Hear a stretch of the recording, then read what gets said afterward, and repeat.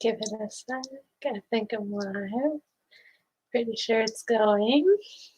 And I'm going to try to see if I can get up a fireplace image for tonight's reading so you guys can watch a fireplace scene. So hopefully it works. Hopefully it doesn't shut down the stream. I don't know. We'll see, but hope you're all doing well. I will be reading the third chapter tonight of The Magician's Nephew, so I hope that you are all excited to tune into it. And yeah, let me go ahead and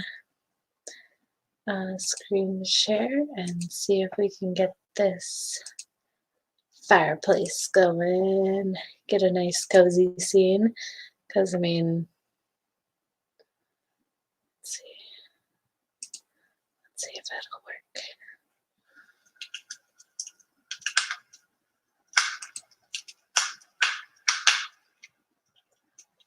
Okay, cool. I'll turn it down just a little bit.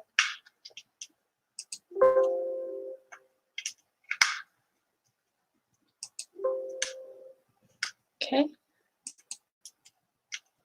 Rolling. Okay, there we go. So, yeah, now we can just have story time by a crackling fire. So, I hope you enjoy.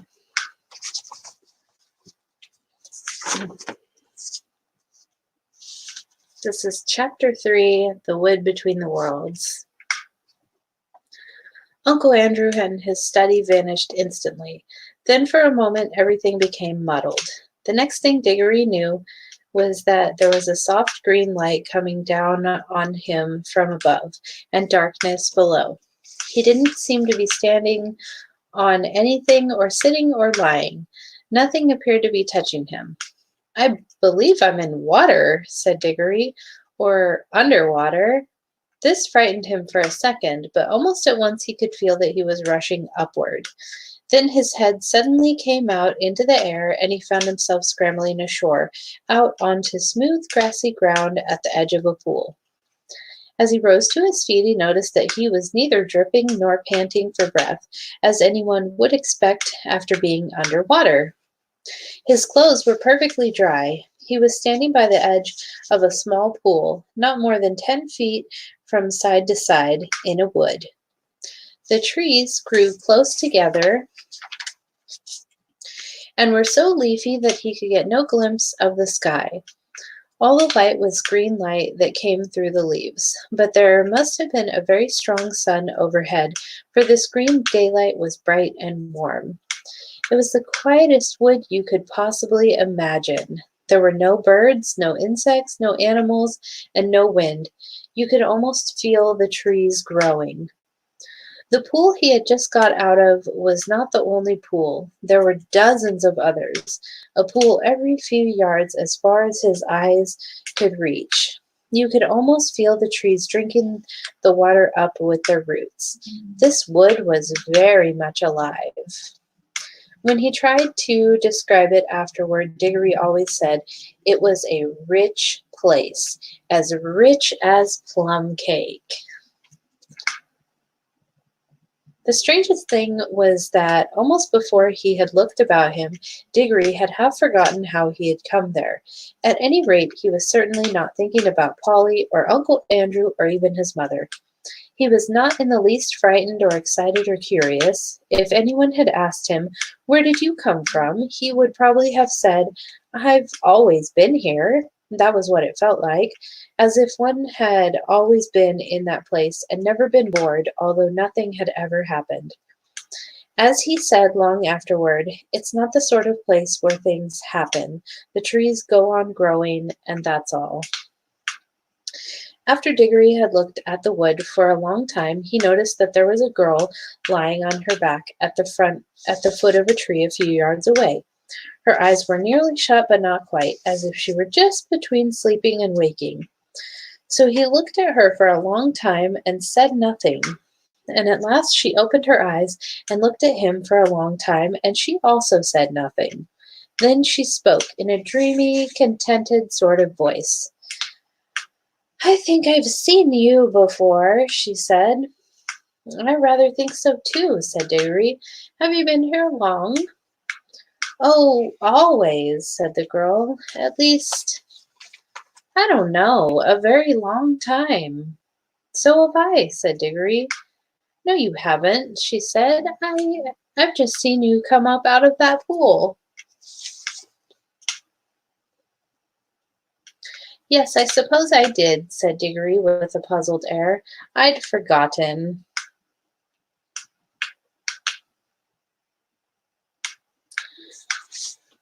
Then, for quite a long time, neither said any more. Look here, said the girl presently. I wonder, did we ever really meet before? I had a sort of idea, a sort of picture in my head of a boy and a girl like us, living somewhere quite different and doing all sorts of things. Perhaps it was only a dream.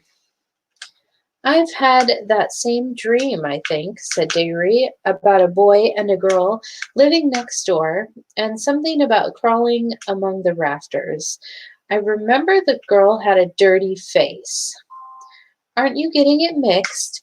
In my dream, it was the boy who had the dirty face. I can't remember the boy's face, said Diggory, and then added, Hello, what's that?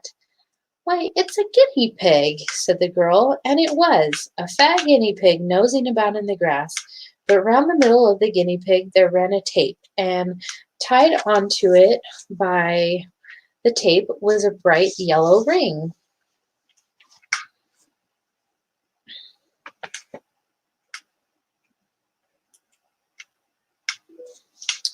Look, look, said Diggory, the ring, and look, you've got one on your finger, and so have I. The girl now sat up, really interested at last. They stared very hard at one another, trying to remember, and then at exactly the same moment she shouted out, Mr. Ketterly, and he shouted out, Uncle Andrew, and they knew who they were and began to remember the whole story. After a few minutes of hard talking, they had got it straight. Diggory explained how beastly Uncle Andrew had been. What do we do now? Said Polly. Take the guinea pig and go home? There's no hurry, said Diggory with a huge yawn. I think there is, said Polly. This place is too quiet. It's so dreamy. You're almost asleep. If we once give in to it, we shall just lie down and drowse forever and ever. It's very nice here, said Diggory. Yes, it is, said Polly. But we've got to get back. She stood up and began to go cautiously toward the guinea pig, but then she changed her mind.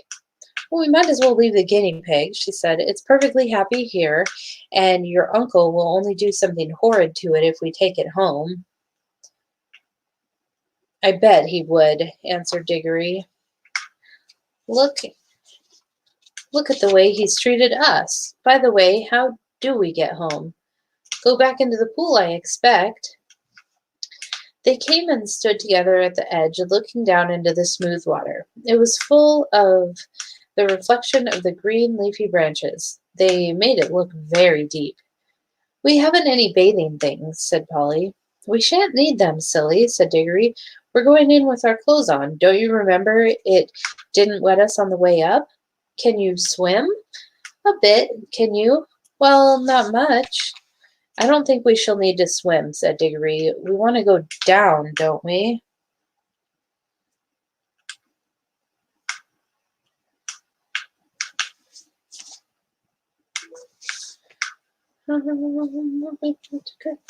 Neither of them much liked the idea of jumping into that pool, but neither said so to the other. They took hands and said, 1, 2, 3, go, and jumped. There was a great splash, of course, and they closed their eyes.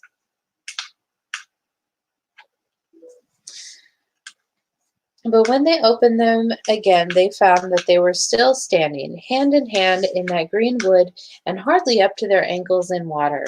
The pool was apparently only a couple of inches deep. They splashed back onto the dry ground. "What on earth's gone wrong?" said Polly in a frightened voice, but not quite so frightened as you might expect, because it is hard to feel really frightened in that wood. The place is too peaceful. "Oh, I know," said Diggory. "Of course it won't work. We're still wearing our yellow rings. They're for the outward journey, you know. The green ones take you home. We must change rings. Have you got pockets? Good. Put your yellow ring in your left. I've got two greens. Here's one for you." They put on their green rings and came back to the pool. But before they tried another jump, Diggory gave a long ooh. "What's the matter?" said Polly. "I've just had a really wonderful idea," said Diggory. "What are all the other pools?" "How do you mean?" "Why, if we can get back to our own world by jumping into this pool, mightn't we get somewhere else by jumping into one of the others, supposing there was a world at the bottom of every pool?" "But I thought we were already in your Uncle Andrew's other world, or other place, or whatever he called it. Didn't you say—" "Oh, bother Uncle Andrew," interrupted Diggory. "I don't believe he knows anything about it. He never had the pluck to come here himself. He only talked of one other world, but suppose there were dozens." "You mean this wood might be only one of them?" "No, I don't believe this wood is a world at all. I think it's just a sort of in-between place." Polly looked puzzled. "Don't you see?" said Diggory. "No, do listen. Think of our tunnel under the slates at home. It isn't a room in any of the houses. In a way, it isn't really part of any of the houses. But once you're in the tunnel, you can go along it and come out into any of the houses in the row. Mightn't this wood be the same? A place that isn't in any of the worlds, but once you've found that place, you can get into them all." "Well, even if you can," began Polly, but Diggory went on as if he hadn't heard her. "And of course, that explains everything," he said. "That's why it is so quiet and sleepy here. Nothing ever happens here, like at home. It's in the houses that people talk and do things and have meals. Nothing goes on in the in-between places, behind the walls and above the ceilings and under the floor, or in our own tunnel. But when you come out of your tunnel, you may find yourself in any house. I think we can get out of this place into jolly well anywhere. We don't need to jump back into the same pool we came up by, or not just yet." "The wood between the worlds," said Polly dreamily. "It sounds rather nice." "Come on," said Diggory. "Which pool shall we try?" "Look here," said Polly. "I'm not going to try any new pool till we've made sure that we can get back by the old one. We're not even sure if it'll work yet." "Yes," said Diggory, "and get caught by Uncle Andrew and have our rings taken away before we've had any fun? No thanks." "Couldn't we just go part of the way down into our own pool?" said Polly, "just to see if it works? Then if it does, we'll change rings and come up again before we're really back in Mr. Ketterly's study." "Can we go part of the way down?" "Well, it took time coming up. I suppose it'll take a little time going back." Diggory made rather a fuss about agreeing to this, but he had to in the end because Polly absolutely refused to do any exploring in new worlds until she had made sure about getting back to the old one. She was quite as brave as he about some dangers, wasps for instance, but she was not so interested in finding out things nobody had ever heard of before. For Diggory was the sort of person who wants to know everything, and when he grew up, he became the famous Professor Kirk who comes into other books. After a good deal of arguing, they agreed to put on their green rings. "Green for safety," said Diggory, "so you can't help remembering which is which, and hold hands and jump." But as soon as they seemed to be getting back to Uncle Andrew's study or even to their own world, Polly was to shout change, and they would slip off their greens and put on their yellows. Diggory wanted to be the one who shouted change, but Polly wouldn't agree. They put on the green rings, took hands, and once more shouted, 1, 2, 3, go. This time it worked. It is very hard to tell you what it felt like, for everything happened so quickly. At first, there were bright lights moving about in a black sky.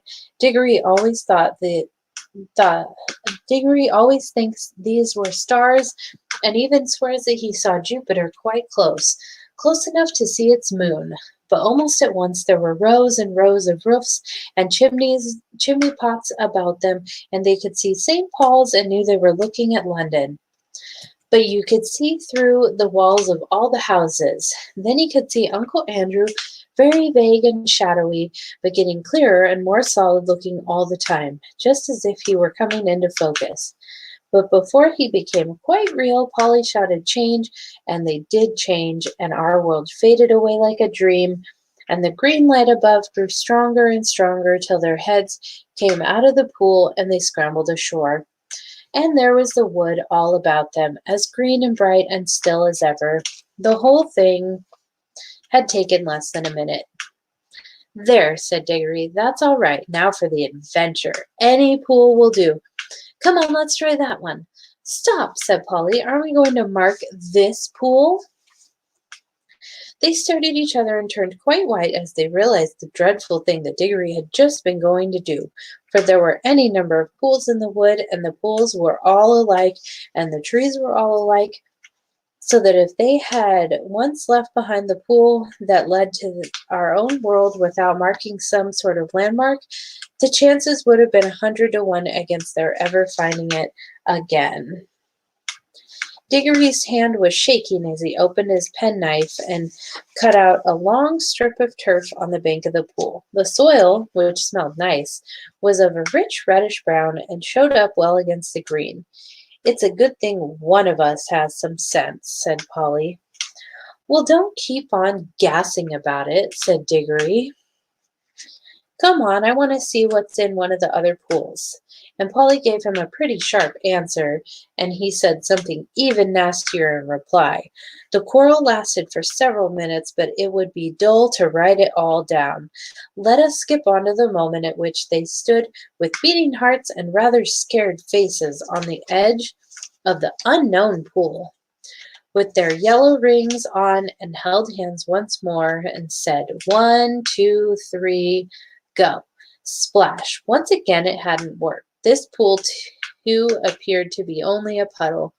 Instead of reaching a new world, they got instead of reaching a new world, they only got their feet wet and splashed their legs for the second time that morning. If it was a morning, it seems to always be the same time in the wood between the worlds. Blast and botheration, exclaimed Diggory. What's gone wrong now? We put our yellow rings on all right. He said yellow for the outward journey. Now, the truth was that Uncle Andrew, who knew nothing about the wood between the worlds, had quite a wrong idea about the rings. The yellow ones weren't outward rings, and the green ones weren't homeward rings, at least not in the way he thought. The stuff of which both were made had all come from the wood. The stuff in the yellow rings had the power of drawing you into the wood. It was stuff that wanted to get back to its own place, the in-between place. But the stuff in the green rings is stuff that is trying to get out of its own place, so that a green ring would take you out of the wood into a world. Uncle Andrew, you see, was working with things he did not really understand. Most magicians are. Of course, Diggory did not realize the truth quite clearly either, or not till later, but when they had talked it over, they decided to try their green rings on the new pool, just to see what happened. I'm game if you are, said Polly, but she really said this because in her heart of hearts, she now felt sure that neither kind of ring was going to work at all in the new pool, and so there was nothing worse to be afraid of than another splash. I'm not quite sure that Diggory had not the same feeling. At any rate, when they had both put on their green rings and come back to the edge of the water and taken hands again, they were certainly a good deal more cheerful and less solemn than they had been the first time. 1, 2, 3, go, said Diggory, and they jumped. All right. That was chapter 3 of The Magician's Nephew. Go ahead and stop our fireplace there. So, hope you had fun. I'm going to be getting out of here. Just wanted to get that chapter done. I didn't get any read over the weekend. It was just busy, and I was just super tired by the end of the day. Whatnot, it happens, But I hope you enjoyed chapter 3, and I hope you tune in next time for chapter 4. I should be doing it tomorrow. It'll probably be, trying to think, depending on what time I get off work, it'll most likely be around 9 after Strange World. So yeah, tune into Mark Sargent's channel, or actually tune into Zulu One's channel, because he does the live chat on Strange World. And yeah, then I'll read chapter 4 tomorrow. So I hope you tune in. I hope you enjoyed. I hope you share. And I hope you have a great day. And I hope you're crushing. And yeah, I'll see y'all later. Have a good night.